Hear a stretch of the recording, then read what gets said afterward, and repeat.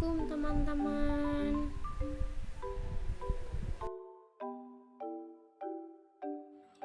Perkenalkan, nama saya Sri Windayanti, NIM 10540110510, kelas 4B, Pendidikan Guru Sekolah Dasar, Fakultas Keguruan dan Ilmu Pendidikan, Universitas Muhammadiyah, Makassar. Nah, hari ini kita akan belajar IPA kelas 4. Nah, hari ini kita akan belajar tentang cahaya. Yang tahu apa itu cahaya? Oke. Mari kita bahas apa itu cahaya.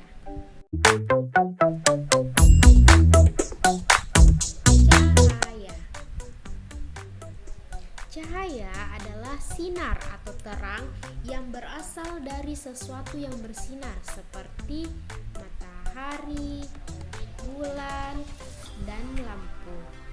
Nah, dengan sinar memungkinkan mata kita untuk menangkap bayangan benda-benda yang ada di sekitar kita. Nah, selanjutnya sifat-sifat cahaya.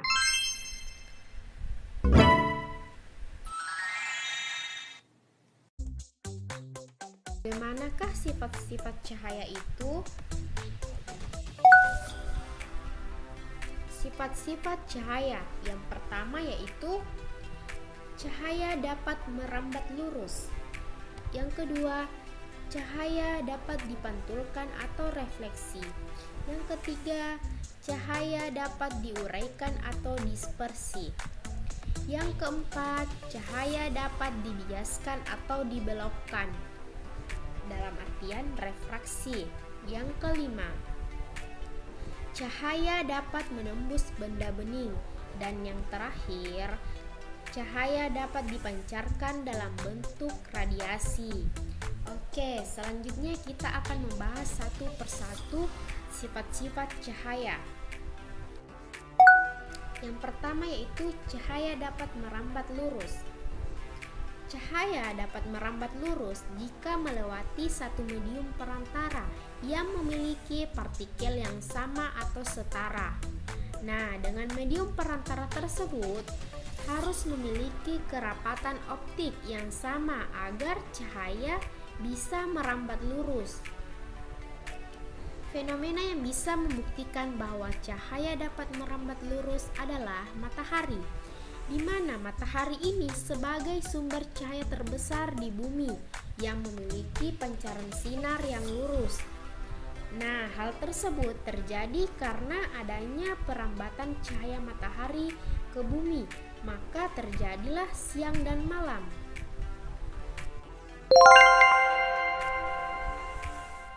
Selanjutnya, cahaya dapat merambat lurus.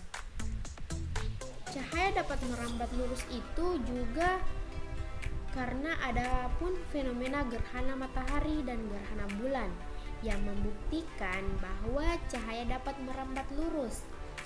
Nah, pada fenomena tersebut sinar matahari dihalangi oleh bulan sehingga membuat sebagian bumi menjadi gelap. Nah, mari kita simak contoh dari cahaya dapat merambat lurus. Bagaimana sih contohnya?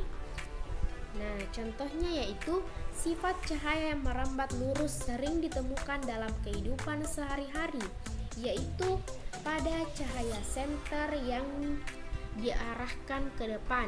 Nah, ketika diarahkan ke depan akan memancar lurus sesuai dengan yang kita arahkan senter tersebut. Contohnya bisa kita lihat pada gambar di sini. Nah, di gambar ini menunjukkan bahwa cahaya senter memancar lurus sesuai dengan yang diarahkan. Selanjutnya, kita perhatikan gambar kedua ini.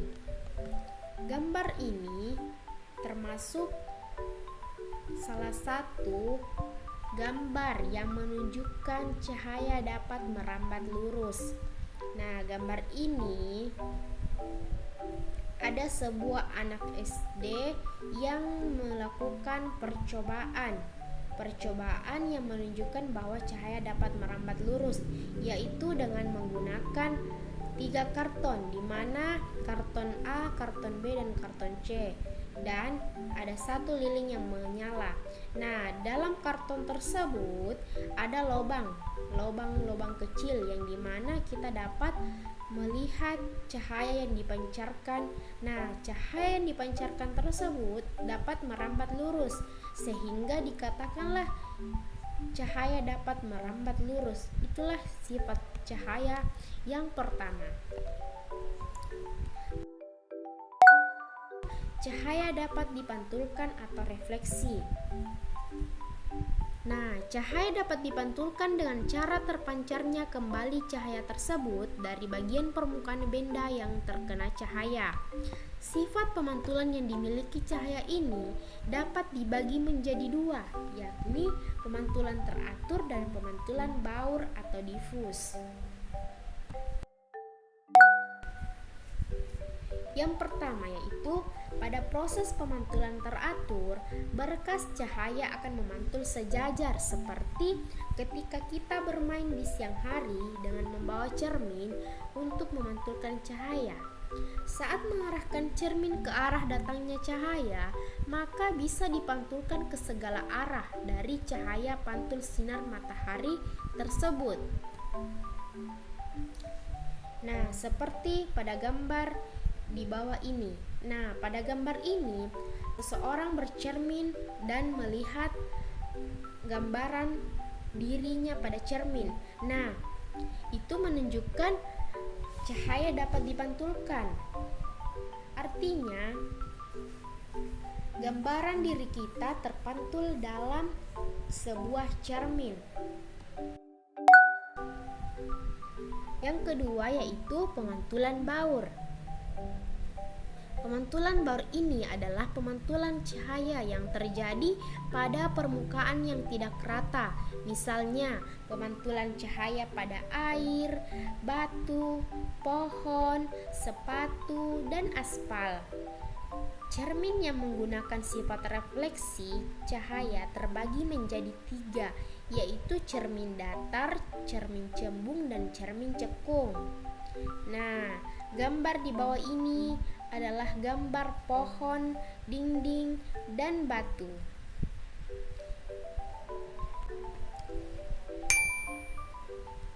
Selanjutnya yang ketiga yaitu cahaya dapat diuraikan atau dispersi. Cahaya dapat diuraikan atau dispersi secara alami. Contohnya seperti yang terjadi pada pelangi. Nah, warna pelangi sebenarnya berasal dari satu warna saja, yaitu warna putih dari sinar matahari. Kemudian, warna cahaya matahari tersebut dibiaskan oleh titik air hujan sehingga mengakibatkan warna pelangi menjadi terurai dan menghasilkan berbagai macam warna yang indah. Warna putih matahari menjadi warna cahaya merah, jingga, kuning, hijau, biru, nila, dan ungu. Nah, cahaya yang bisa diuraikan adalah bentuk pemisahan cahaya yang tampak menjadi cahaya dengan warna-warna yang berbeda, seperti merah, kuning, hijau, biru. Contoh penguraian cahaya selain pelangi ada juga sebuah prisma yang ketika disinari oleh cahaya senter, maka satu warna cahaya senter akan terurai menjadi berbagai warna jika menembus prisma tersebut.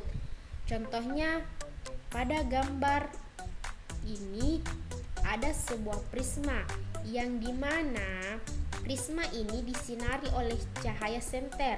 Nah, warna cahaya senter ini terurai menjadi beberapa warna, ada merah, kuning, hijau, biru, dan ungu. Selanjutnya yang keempat, cahaya dapat dibiaskan atau dibelokkan. dalam artian refraksi. Cahaya dapat dibiaskan ketika cahaya bergerak miring melalui medium yang berbeda kepadatannya, seperti udara melewati air, sehingga cahaya mengalami pembiasan dan pembelokan dalam medium tersebut. Nah, sifat cahaya bisa dibiaskan atau dibelokkan ini banyak dimanfaatkan. Contohnya, pada pensil terlihat patah saat dimasukkan ke dalam gelas bening seperti berisi air jernih dan ikan dalam akuarium terlebih besar.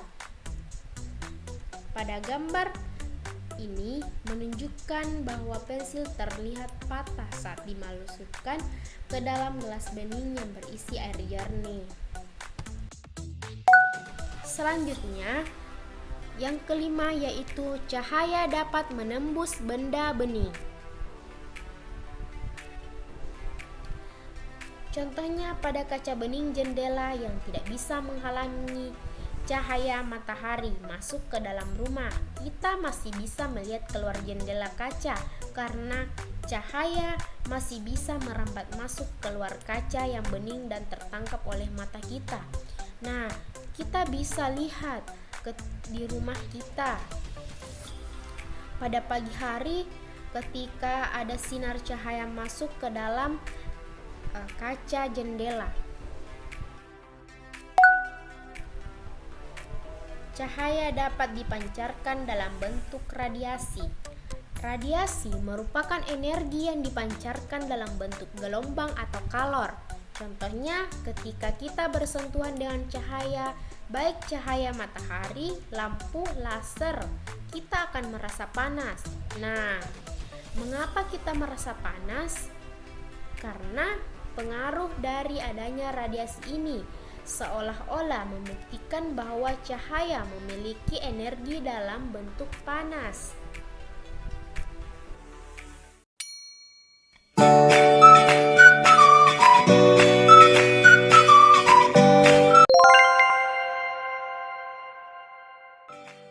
Kompetensi dasar pembelajaran IPA kelas 4 tema 5 yaitu KD 3.7, menerapkan sifat-sifat cahaya dan keterkaitannya dengan indera penglihatan.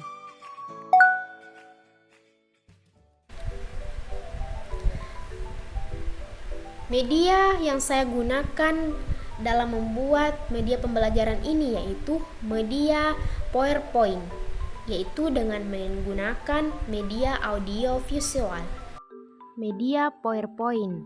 Nah, dalam bidang pendidikan, PowerPoint tidak hanya digunakan untuk presentasi, tetapi dapat juga dijadikan sebagai media pembelajaran yang efektif untuk meningkatkan motivasi peserta didik dalam belajar. Nah, sedangkan fungsinya yaitu dalam berpresentasi sangat memiliki bentuk yang menarik karena didukung dengan tampilan template, animasi, video, audio, gambar, bahkan gambar 3 dimensi sehingga dapat memudahkan dalam berpresentasi. Nah, untuk cara penggunaannya yaitu dengan meminimalkan jumlah slide, memilih font yang mudah dibaca, membuat tampilan slide itu menarik, dan mengkreasi sekreatif mungkin. Adapun kelebihan dan kelemahan dari PowerPoint, yang dimana kelebihannya yaitu pilihan template yang bervariasi dan dapat digunakan oleh pengguna dengan tampilan berupa slide yang memudahkan dan dapat disisipkan video, gambar, dokumen, dan teks. Sedangkan kelemahannya yaitu biasanya setiap versi PowerPoint tidak stabil antara satu dengan yang lain. Dengan pembuatan media PowerPoint ini, saya menggunakan media audio visual. Nah, tujuan dan fungsi media audio visual yaitu media audio visual ini bertujuan dan berfungsi untuk menarik perhatian dari siswa sehingga materi dapat tersampaikan dan diterima dengan baik. Audio sebagai bahan ajar yang telah tersedia dalam berbagai ilmu sehingga dapat dengan mudah dijadikan sebagai penunjang atau alat bantu dalam proses pembelajaran. Sedangkan visual itu digunakan agar dapat membantu peserta didik dalam belajar melalui gambar, poster, foto, dan alat peraga. Cara penggunaan media audiovisual ini yaitu terlebih dahulu guru harus mempersiapkan laptop atau alat lainnya yang akan digunakan dalam menggunakan media ini. Contohnya, ketika guru akan menggunakan laptop dalam media pembelajaran audiovisual.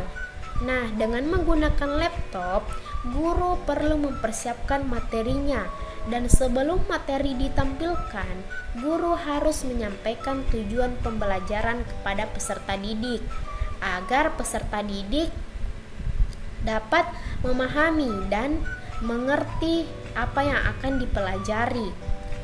Kemudian, siswa akan menyaksikan dan menyimak tayangan media pembelajaran yang ditampilkan tersebut. Adapun kelebihan dan kelemahan dari media audiovisual yang saya gunakan ini. Kelebihannya yaitu mengatasi keterbatasan jarak dan waktu, akan mudah diingat dan memperjelas hal-hal yang disampaikan pada media tersebut dan akan memberikan gambaran yang realistis. Sedangkan kelemahannya yaitu biasanya dalam pembuatan media audiovisual ini membutuhkan waktu yang lama. Sekian dan terima kasih. Itulah penjelasan dari materi pembelajaran pada hari ini. Wassalamualaikum warahmatullahi wabarakatuh. Sampai jumpa.